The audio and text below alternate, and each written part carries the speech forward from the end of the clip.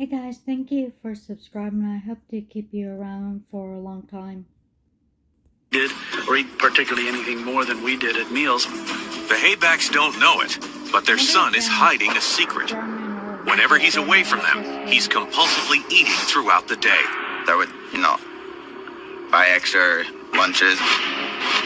And the bell would ring and I'd be late to class because I'd be finishing up lunch. At times I'd be the last one in the lunchroom. I never felt full. I ate a meal and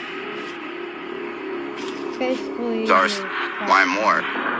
The thought that kept going through my mind is he's not gaining this weight on what I give him. And I'd say, Connor, what are you doing? Where are you getting the food? I don't know, Mom. I don't know. He was probably about 185 pounds at that point, which is really heavy. And he was probably 4'10". I felt alone, didn't know what was going on. There was something inside me that was driving me, needed more food, and I just kept on eating just to satisfy that sensation I had.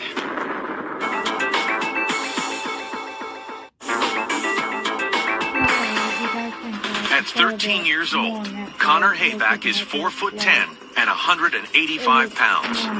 Unbeknownst to his worried parents, his appetite is raging out of control, and he's secretly eating behind their backs. I just never felt full, so I just kept on eating. I kept to myself. I was embarrassed. I wanted to tell my parents. We continued to struggle with an answer as to why Connor was gaining weight so rapidly. Utterly baffled by Connor's weight gain, the Haybacks take him to see his doctor. The pediatrician recommended that we consult with a dietitian, which we did, and she did look at him and then put him on a specific diet with reduced calories. We packed lunches with skim milk and a piece of fruit and carrots and celery and steamed vegetables.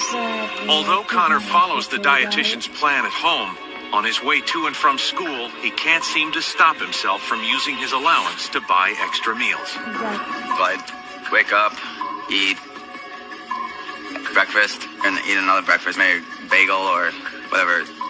Then lunch, and the way home, triple cheeseburger, fries, and a chocolate shake. I'd get home just in time for dinner. From our perspective, it didn't look like he was eating much more than normal because we only saw what he ate at home, and we never suspected anything beyond that. It just got to a critical point where we needed to figure out what was going on. The pediatrician recognized this as a problem. There was some concern that he must be processing food differently, or there's some, endocrine disorder like thyroid disorder or something that resulted in him being so obese.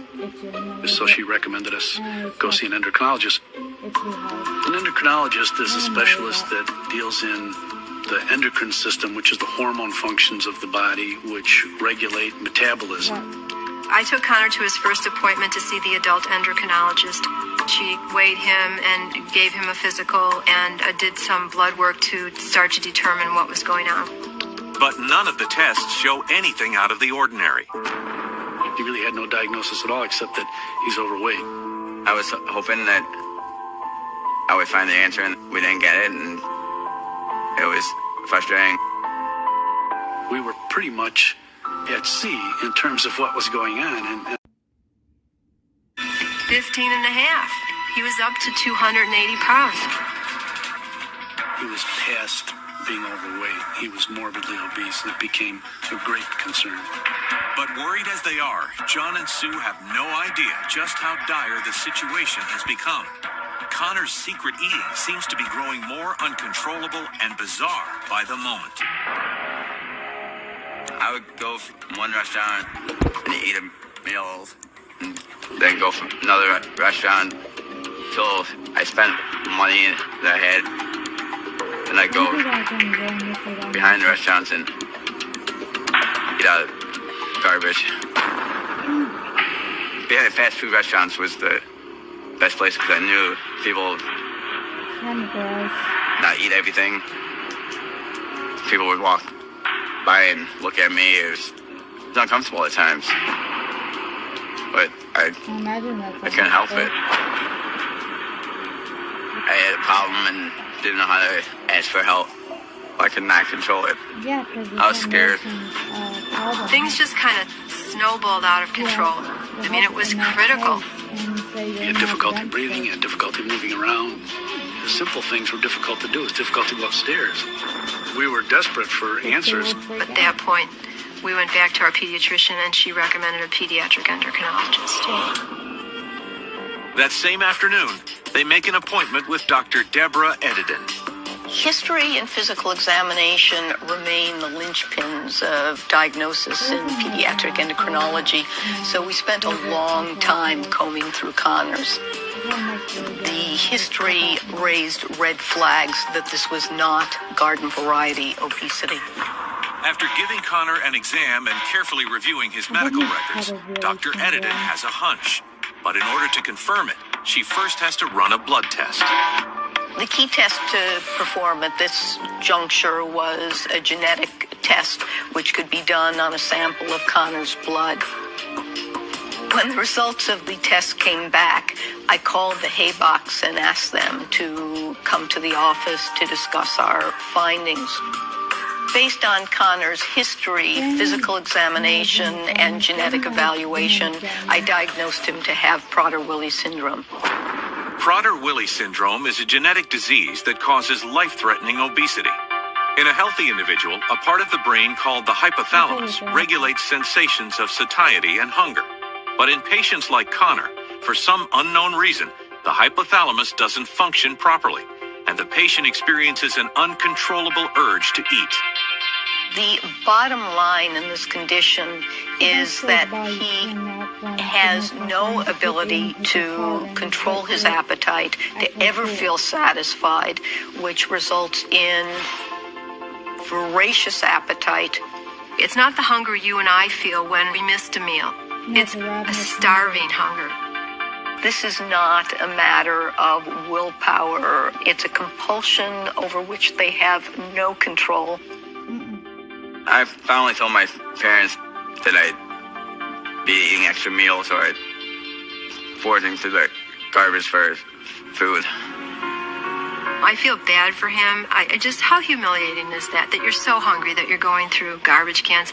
It still amazes us sometimes at some of the things he did to get food and the amount of food he ate. I was happy, relieved. Tears were in my eyes. Like finally I got the answer I've been looking for. We were relieved, of course, to get the diagnosis, to actually know what it was, but then it's devastating. It's a complicated disorder. One of the many strange facets of the disease is that it's often accompanied by low muscle tone, hypotonia.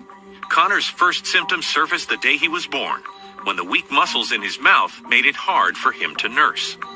The poor feeding is due to the hypotonia, these weak, floppy muscles. The same lack of muscle tone made it difficult for Connor to speak. The muscles in the diaphragm and in the mouth and the tongue, it's harder for Connor. Connor has about a third less muscle mass than a normal person. Ironically, although children with Prader-Willi are often poor eaters as babies, they become uncontrollable overeaters once they get older. What turns this switch from having no interest in food to becoming obsessed with food in early childhood, that remains unclear. With a diagnosis finally in hand, Sue and John can't help but wonder why no one managed to put the pieces of the puzzle together sooner.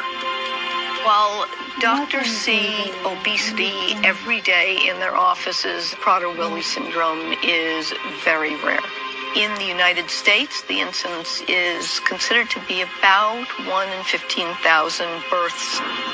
But the Haybacks know they're fortunate to have received the diagnosis when they did. Left untreated, the disease can be devastating, even fatal.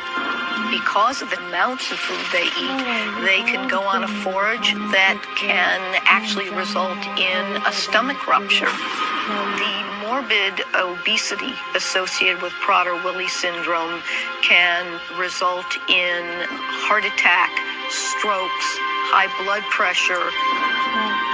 We're very fortunate. Fortunately, there is no cure or even a treatment for the disorder.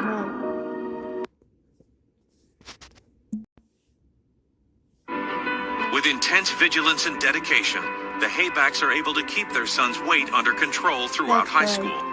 But once he graduates, they face a new problem. For him to go to college, he had to have somebody with him supervising him. So we decided that I would provide the vigilance. I would go with him and either sit outside the classroom or sit inside the classroom with him sometimes. He graduated from college with a bachelor's degree in political science. I'm thankful. I couldn't have done it without my loving and supporting family that I have. Today, Connor is 29 years old and living with his parents, who help him successfully manage his disease. Connor's at his ideal weight now for his height. He's 135 pounds. At one point, he was over 290 pounds, so he lost almost 160 pounds over a period of years. They changed their whole lives just to take care of me. I'm really thankful. John is now the CEO of a nonprofit in downtown Chicago, and Connor works with him as a data analyst. I'll agree with you.